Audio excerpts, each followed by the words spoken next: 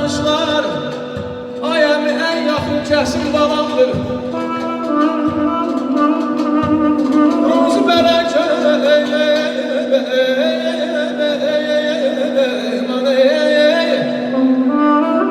Ruzu bələkədim oldum ocadım. Alovum balamdır, közüm balamdır.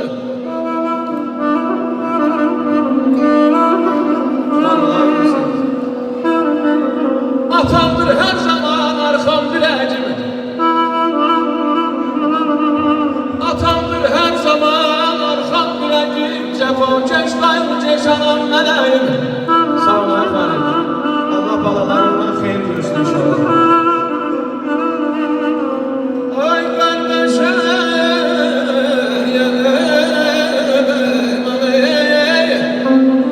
qardaşım canımdır, bacım ürəyim. Bu dünyanı görən gözüm balamdır.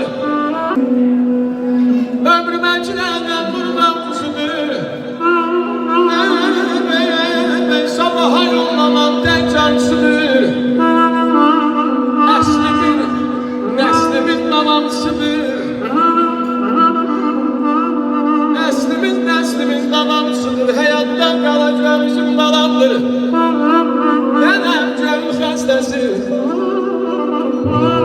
Oy nənəm gönül xəstəsi. Arzularam hər kəsi. Çal oxuyub sənətkar oğlu. Çal oxuyub ayrılsın. Bir şirvan şikəstəsi.